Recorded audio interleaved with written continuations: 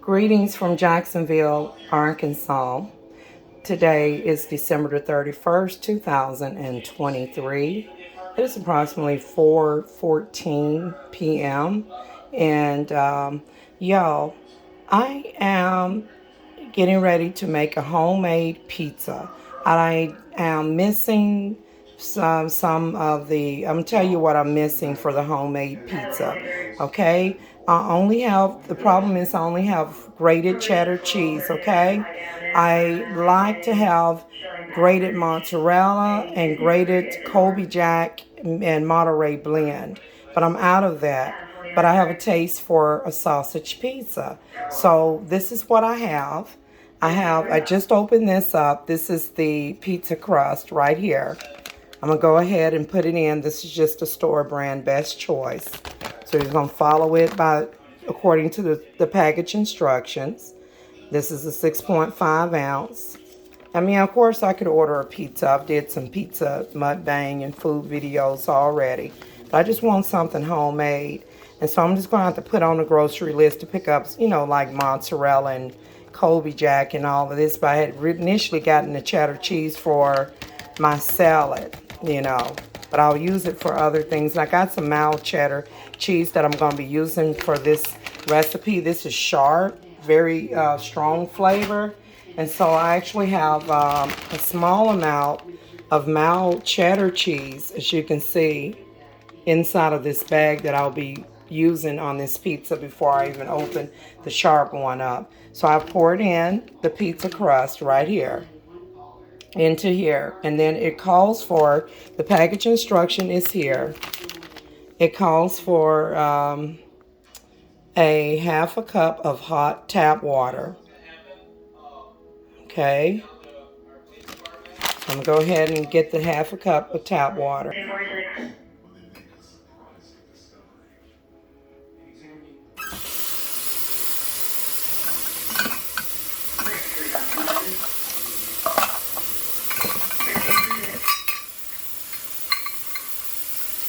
The measurements, this thing needs to be cleaned. The measurements for half a cup is on here. Let me rinse this out very thoroughly.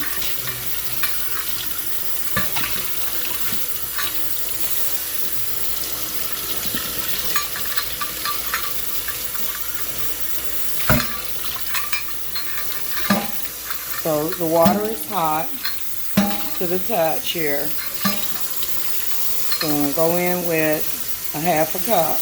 Let me make sure. What does this say? A half a cup. Lord, the inside is clean. Okay? So we're going to go in with a half a cup right here. And this water is hot. It's that hot tap water. So here goes. I'm going to just pour this in.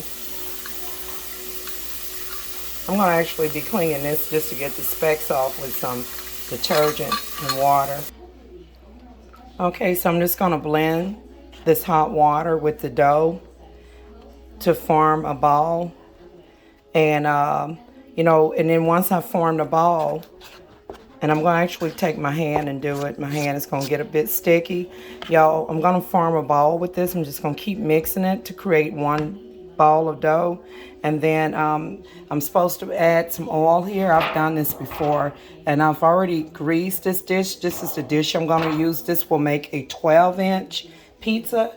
I believe that's roughly around 12 inches. I mean, I could use a cookie sheet with some foil on it. And I used to have like a little pizza cookie sheet, a little round thing to make pizza on. I could buy one actually, but I'm just going to use this. I mean, it's already been greased, and I added a little bit extra oil because that extra oil that's in there is going to go on this dough when I form a ball. So let me just work it while I'm here on the camera. I could have put my plastic gloves on, but now when you're making dough, those gloves will come off on you, those little plastic gloves, unless you got the tight ones that are, kind of like surgical gloves, the ones that get tight grip on your hand. But the kind I got, they slip on easy and off, off easy, on and off it very easily. And so, you know, dough sticks to the fingers like this. So if you are kneading dough, pressing it together, and you wear certain types of gloves, if it doesn't fit tight, then of course those gloves are going to come off. So I know it's probably better to wear gloves for presentation. Okay, so I'm just working this. I'm going to continue to form a ball. I'll be right back. I have kneaded the dough, and now I have my gloves. Okay, it's okay after this point to go ahead and grab the gloves, but if you don't have, like, you see what I'm talking about, how loose these are at the wrist, if you don't have the kind that fit tight and firmly, then you're gonna like have to take these off or not put them on until you get the dough kneaded into a ball like this, and then you can put them on for a presentation. All right. So for those who don't know, I do have gloves. I have used them in in some of my previous videos. Okay. So I'm just kneading this, pressing it, you know, just as if you were making homemade dough. All right. Now sometimes, you know what this reminds me of? When I take flour, all-purpose flour, and mix in some yeast, y'all, and make some delicious yeast rolls and form it into a ball. You see this? The fast rising yeast. What I do is I'll take a package of this and dissolve it in some water, like slightly warm tap water, but not too hot, because you don't want to kill the yeast. And then, as you can see, I already done used one of them right here. That one has been open, so there's like 2 more packs of this. Y'all, I hadn't had yeast roll in a while with some pure butter. You talking about delicious. And also, you know, that you just got to be careful once you make the dough, you let it rise. Like this one needs to sit for about 5 minutes right here. So anytime you make yeast rolls and you form it into a dough, in this case, this is pizza crust from the package, you have to let it sit for a minute to rise. Y'all, for better results, please use mozzarella cheese and Kobe Jack and Monterey blend. Y'all, in this Ziploc bag is grounded pork sausage, okay? So, like, you know, the whole roll, I fried it and crumbled it up like ground beef. And then what I didn't use, I put in a freezer bag and I just thawed that out right there. And then in here is black olives. I love me some black olives, you know, on my pizza sometimes, you know, and with other recipes that calls for them. Okay, so the toppings will include sausage, cheese, and black olives. I'm just pressing this down a little bit more. And I'm going to actually get ready to, I really don't have much time to let this rise. I mean, because I'm on the camera time. I don't want the camera to get locked out. You know, I need to get one of those cameras that'll let me pause the video and pick up from where I left off at. Because this thing here will lock out on me and then the video will cut off. You know, I can pause it, but not for a long period of time. So I believe you have to have a special camera to be able to film literally and come back 30 minutes, an hour later and pick up from the recording. So this is what I'm going to do, y'all. I'm going to go ahead and take this ball of dough. As you can see, this is a nice ball of pizza crust dough right here. So I'm going to go ahead and place it in here where I placed extra oil in there. Okay, it calls for you know, putting some grease on it. Some cooking oil. This is vegetable oil. My oven is already preheated. And I'm just going to go ahead and start pressing this out. All right. And I'm going to continue to press it. Be right back. I have pressed it out the best that I could. And I'm just trying to work it up to the edges here. And I did grease this. And I will be adding some of the traditional pasta sauce. And so you can buy pizza sauce. All it is spaghetti sauce. So this is what I have. I'm about to open this jar up. But first I got to put this in the oven. So I'm going to press this a little bit more to the edges like this. And then I'm going to put it in the oven and let it bake for about 5 to 6 minutes. For about 5 minutes and remove it from the oven, and then add the pizza sauce and the toppings. So anybody that's doing this homemade pizza, you have to bake it for about 5 minutes or so, and then you take it out of the oven, and then you carefully, you add the pasta sauce and your sausage. Some people put ground beef, some people put sliced Cajun sausage, or Polish sausage, whatever your toppings is. We prefer Canadian bacon, also known as ham, pork bacon, or you can just make a cheese pizza, whatever your favorite toppings are, that's what you put on it. So I'm going to go ahead and put this in the oven. Even if the edges aren't even, because I'm going past my TikTok time. This will be uploaded to YouTube and TikTok. So I'll let that bake for a few minutes. Y'all, I just washed this down with some dishwashing detergent with the sponge, so it can, be more, appealing, more clear. This was the 1/2 cup measurement. I washed all of them, okay? So what I'm going to do here is check. I'm going to remove the pizza from the oven. So it's at about 400 degrees. Yeah, see how it's trying to turn brown right there? So I'm going to turn it down a little bit, and I'm actually going to remove it. I have removed the crust from the oven. I did let it bake for a few minutes. It's getting a little brownish right there, so I lowered the oven. And so I'm going to go ahead and I have opened up. Hold on. Okay, I have opened up the traditional pasta sauce. This is what you would use for spaghetti. This is store brand. You get more. The pizza sauce that they sell is nothing but, y'all need nothing but traditional pasta sauce. And you're going to get more. You're going to be able to use this stuff not only for spaghettis, but for pizza and for other things. All it is a thinner type of marinara sauce. You see the basil in it, the green basil right there. And so you're just going to spread that on and just keep doing it until you like. If you don't like a lot of sauce, don't put a whole lot of sauce on your pizza, okay? And then, so you're going to spread it on enough to cover it, all right? Because you don't want a dry pizza, okay?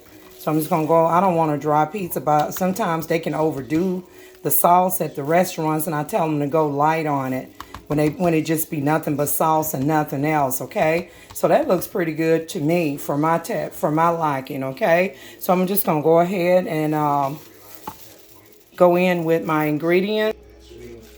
I'm gonna put the sharp cheddar to cut back on this sharp taste. I'm gonna go ahead and put some of this on the base of the pizza. And then I'm gonna put the mal on the top since I don't have any mozzarella, which makes it real poorly in Kobe Jack Monterey blend. I don't have that. So to take out some of the sharpness, I'm putting it directly on that sauce right there. All right. And right there on the bottom. And then I'm going to go in with the sausage right in here. Just go in here. And again, this was the stick homemade sausage that you're supposed to slice into a patty.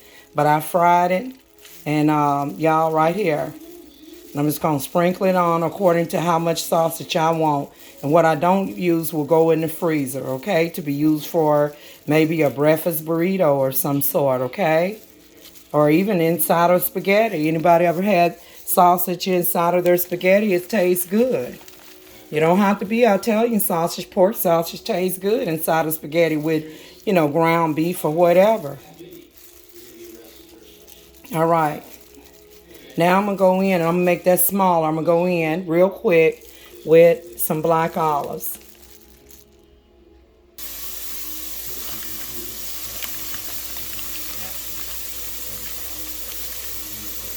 This was in the freezer. I'm going to smell it. Okay, it smells just like fresh black olives, okay?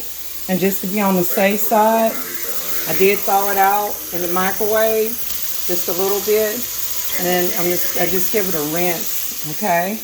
And now I'm just going to go in and put some in here just as such. Y'all, the picture of the pizza, because this ain't going to have that nice mozzarella pull that you're looking for in a pizza, or that snap back with the Kobe Jack and stuff, Monterey blend. But I'm going to take a picture of this, and it'll be somewhere on my homepage if I can get it on there, on YouTube and on Facebook as well.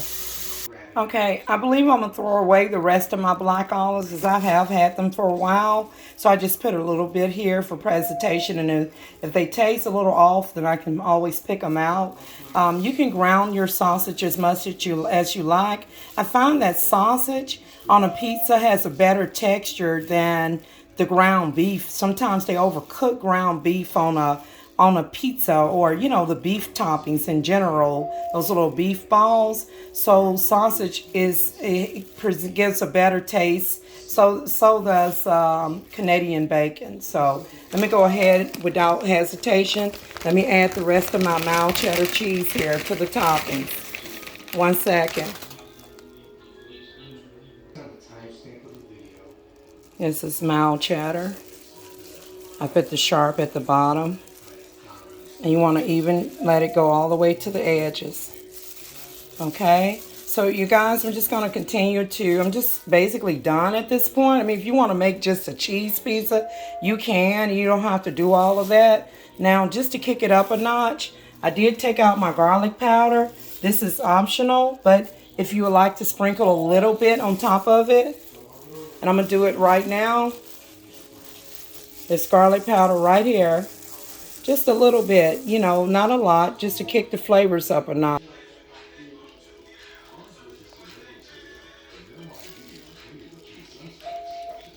You don't want to sprinkle it heavily, just lightly, okay? Because you don't want your pizza tasting like garlic, right? This completes my homemade pizza. I'm going to go ahead and transfer this into the oven. Thank you guys for watching. Don't forget to like, share, and subscribe. And I'm going to go ahead and place this in the oven and turn it up to about, I need to clean this oven off again. So we're going to turn it up to like 400, okay? And let it bake for about 8 to 10 minutes, okay? And this completes my video. Thank you guys for watching. See you in the next one. And this is New Year's Eve. Again, it's December the 31st, 2023. Tomorrow's New Year.